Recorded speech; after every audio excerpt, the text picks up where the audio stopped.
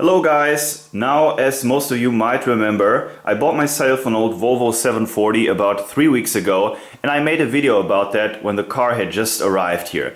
And in that first video, which you can find in the video description of course, I also talked about some issues that the car had and also asked for some opinions and some advice from you guys in order to fix those issues. And by now I have done exactly that, for the most part at least, and also done some more repairs on the car, and that is what I'm going to show you today. Now, first of all, there have been hundreds of comments and a lot of people have made reasonable suggestions. Some people have given me links to online sources for material on the Volvo 740, but what turned out to be most useful are these two books here. Now, on the left side you can see the Haynes repair manual. These books exist for many models and makes.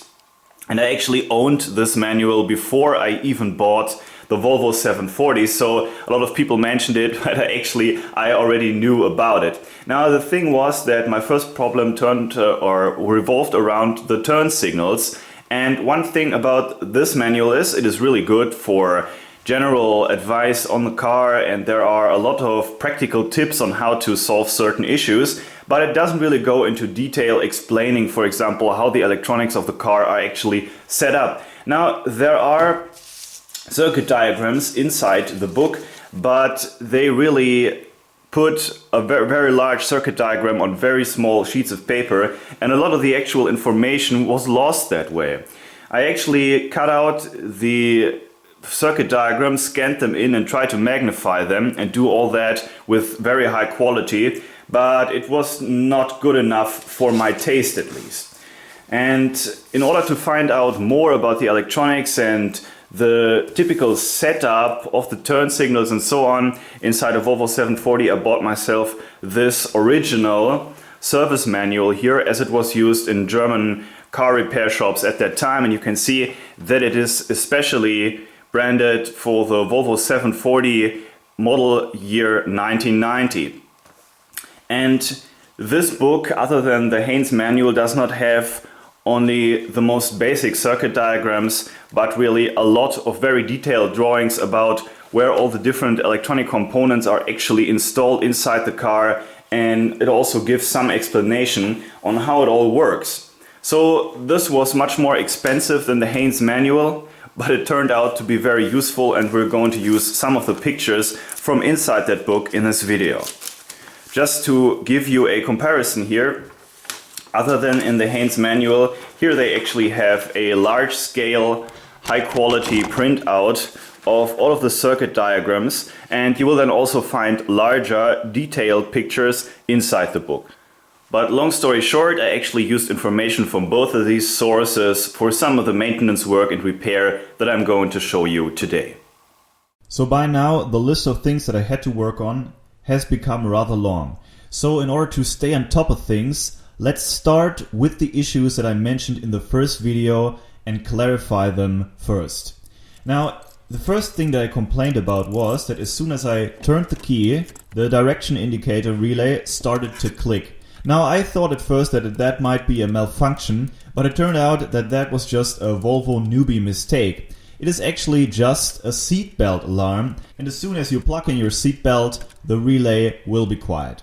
Now, my second complaint, and that was a real fault, is that the turn signals flashed at a much too high frequency, even though all of the light bulbs were in working order, as I showed in my last video.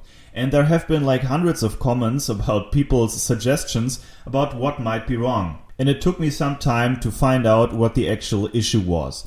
The first thing that I did was to remove all aftermarket electronics from the car that had been installed by the former owner. I removed the radio itself, the additional loudspeaker cables, the new loudspeakers, and other audio wires that were installed all over the car. But that in itself didn't help, and it also was not a ground fault as many people suggested. However, other people had commented about the additional relays that I found in the back of the car, and they said that those are not original Volvo parts. And it turned out they are right. These relays act both as switches and as watchdogs for the turn signals of a trailer. And the guy who owned this car before me installed a tow hitch to this car, and he also must have installed these relays, and they were sort of hacked into the car's electronic system. And here's an actual wiring diagram of the standard wiring of the turn signals of the car. And what he did back then is to cut off the actual turn signals in the rear of the car and insert these relays here, and then switch both the lights of the trailer as well as the rear turn signals over that relay. And the date codes on those relays are telling me that they were installed about the year 2003. And they must have aged rather quickly, because the contacts of these relay modules have become so bad that when you rattle on them, sometimes the turn signals will blink at normal frequency and then they will blink rapidly again once you loosen the relay a little bit. So what I did as a quick fix is to remove those relays and bring it all back to the original wiring of the car, as you can see here in the circuit diagram. Now, I don't own a trailer and probably will not for a long time, so this really doesn't matter. And I asked the guy in the local garage here, and he told me that it will most probably not be an issue for the inspection. So long story short, for now the turn signals are working normally again.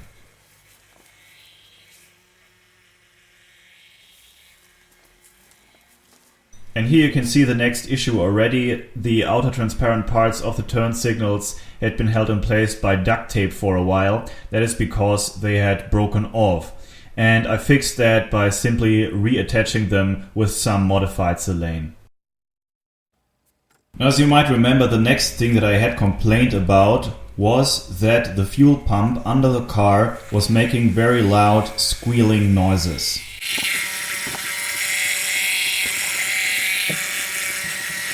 And in order to take care of that and to take care of other issues under the car, I had to put it on stands first. And I did that with the floor jack that I recently bought, and I inserted a piece of wood between the car's floor and the floor jack to lift it up, and I actually managed to put it on all four car stands at a reasonable distance to the ground.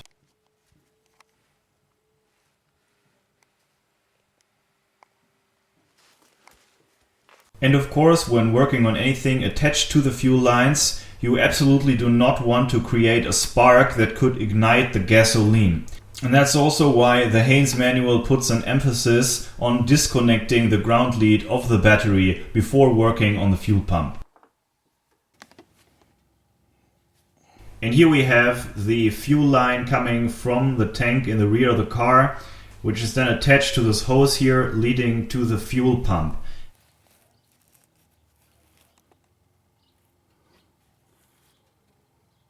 And these are the power leads for the fuel pump. And this rusty part right here is the old fuel filter that is then again attached to a hose that goes to the engine. And I'm sorry, but I couldn't film myself while unscrewing this, but it's just a couple of bolts anyway. And here we are down in the basement, and this is of course the assembly with the fuel pump and the fuel filter. And here you can see the replacement fuel pump that I bought on eBay. Now, the pump itself seems to have the right form factor, but unfortunately the electric connectors are different. And I don't want to change the original wiring of the Volvo, and that is why I will have to order another new replacement pump before I can really perform this repair job. But I also bought a filter set including a fuel filter, and I decided to at least replace the old fuel filter now and see how the fuel pumps will react to that. And I also bought a new set of copper rings, and I absolutely double and triple checked that all of the seals on the fuel line would be absolutely tight.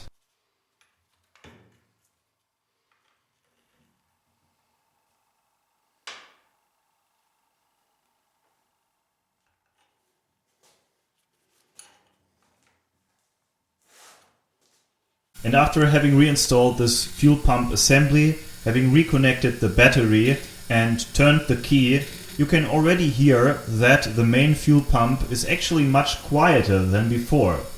But, well, you have seen it yourself, it's very old, and there is no doubt that it will have to be replaced at some point in the near future. But right now the engine is firing up and running just fine, so I think it will not be an issue concerning the inspection.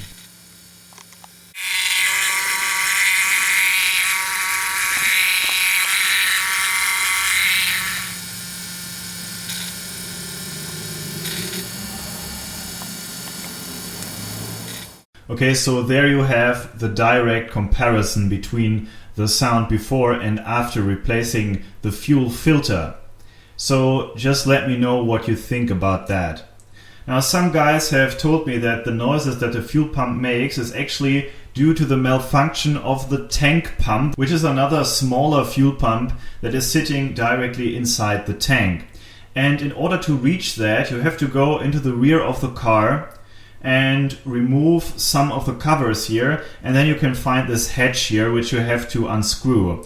And under that you can find this large plastic nut here which is holding this assembly of tubes.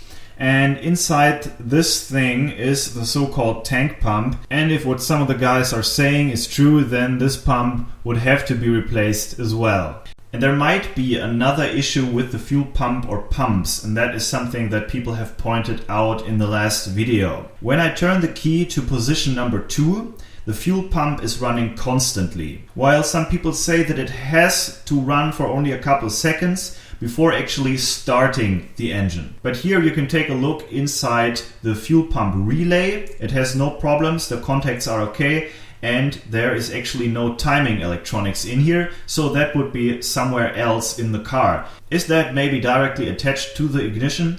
It is kind of weird, because if you switch the key back to position number 1, the fuel pump will run for a couple of more seconds before then turning off. So there must be some kind of timing electronics here. But the fuel pump does not shut itself off if you keep the key in position number 2. So if you're sure that that is a malfunction, let me know, and even more so if you know where the electronics are that are timing the switching action of the fuel pump relay.